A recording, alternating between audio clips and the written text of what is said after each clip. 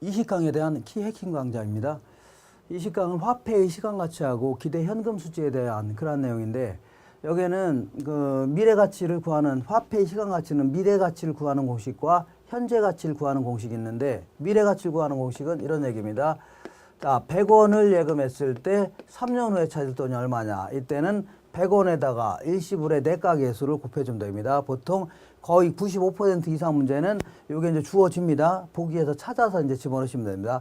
만약에 보기에 일시불의 내가 계수가 1.5다 그러면 100원 곱하기 1.5로 곱해주면 됩니다. 이런 식으로. 그 다음에 거꾸로 해볼게요. 3년 후에 133.1원을 받기 위해서는 현재 얼마를 예금해야 되냐? 이때는 133.1원에다가 일시불의 현재 가치 계수를 곱해주면 됩니다. 이런 식으로. 자, 이번에는 이거 볼게요. 약간 응용한 걸 보겠습니다. 어떤 사람이 은행하고 적금을 불입하기로 했습니다. 그래서 매년 말에 40원씩 적금을 불입하기로 했다고 쳐볼게요. 그러면 4년 있다 찾을 돈이 얼마냐? 그러면 하나하나 이자를 붙여나가면 되는데 언제 그렇게 계산하고 앉았습니까? 그래서 보통 공식을 만든 게 있는데, 공식보다는 어떤 경우에 써먹냐 이것만 아시면 됩니다. 이때는 40원에다가 연금의 내가 계수를 곱해주면 됩니다.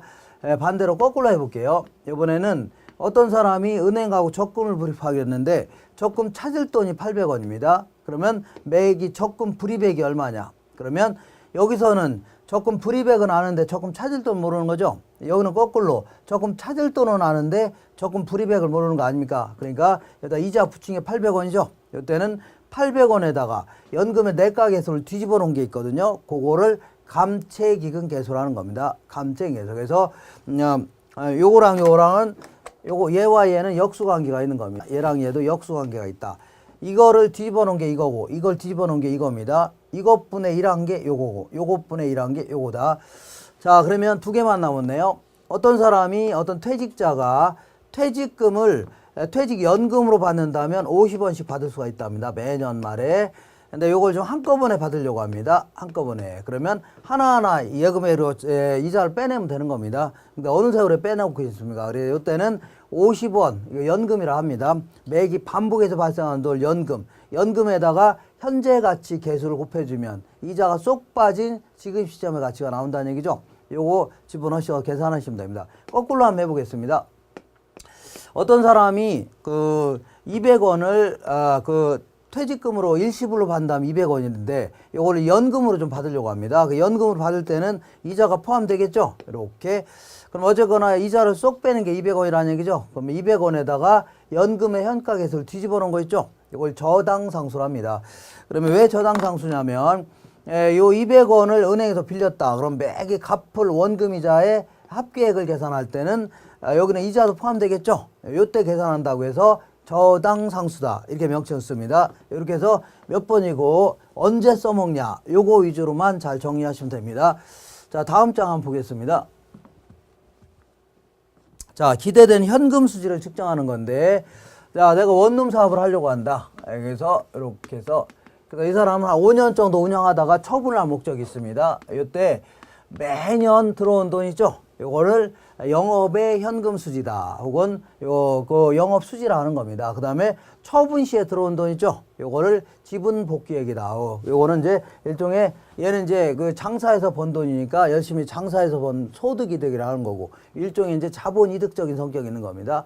그래서 요거는 어떻게 계산하면 된다고요? 가유순 전후다 해서 가유순 전후 한 다음에 여기는 좀 복잡하니까 여기서부터 경비 빼고 빚 갚고 세금 내고, 경비 빼고 빚 갚고 세금 내고 이렇게 해주면 됩니다. 자, 먼저 이 가능조소득은 요거를 1년 동안 하루도 빠짐없이 임대한다 과정했을 때 들어온 돈이죠.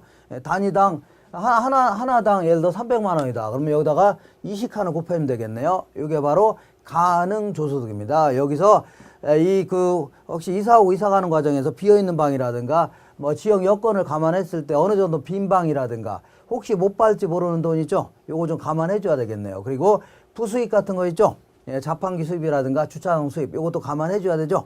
이렇게 계산한 것을 유효조소득이라는 겁니다. 여기서 각종 경비를 빼내야 될 거 아닙니까? 특히 주의할 것은 관리비라든가 보험료 이런 거 빼내야 되지만 세금 중에 재산세라든가 종합부동산세 이런 거를 보유세라고 하는데 보유세는 영업경비로 처리한다. 반드시 기억하세요. 그래서 소득세만 여기서 빼낸다만 생각하시면 됩니다. 이렇게 해서 계산한 게 순영업소득입니다. 여기서 은행한테 매기 갚아야 될 원금하고 이자 있죠. 요거를 부채를 서비스 받은 대가로 지불한다 해서 부채 서비스액이라는 겁니다. 이거 뺀 거를 세전 현금 수지다. 여기서 영업활동과 관련된 소득세 있죠. 요거 뺀 거를 세후 현금 수지라는 겁니다. 그래서 항상 암기도 가, 유, 순, 전, 후 한 다음에 경비 빼고 그 다음에 빚 갚고 세금 내고 이렇게 경비 빼고 빚 갚고 세금 내고 여기서는 알아서 좀 하시고 그 다음에 여기서는 이제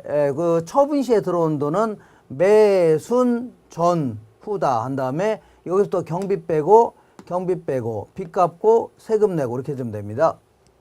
자, 먼저 요게 원래는 5억에 요게 이제 나중에 13억 정도 받고 처분할 수 있다고 쳐볼게요. 이게 매도 가격이다. 여기서 매도하는 과정에서 중개 수수료 같은 거 있죠. 이거 다 빼야 되겠네요. 이거를요 순매도액 해줍니다. 여기서 행여나 처분 시까지 못 갚은 돈 있죠. 은행에서 빌린 돈 요거 다 빼야 될 거 아닙니까? 그래서 요거를 미상환한 저당 잔금이다. 여기서 요거 뺀 거를 세전 지분 복귀액 해줍니다. 여기서 그 자본 이득을 본 부분 있죠. 싸게 구입해서 비싸게 팔았다. 이것도 하나의 소득은 소득입니다. 이런 거를 전부 다 양도소득세 이런 걸 전부 다 자본 이득세라는 겁니다. 이거 뺀 거를 세후 지분 복귀액이다 해서 매순 전후 경비 빼고 빚 갚고 세금 내고 이렇게 해서 몇 번 연습하시고 들어가셔야 됩니다. 이상입니다.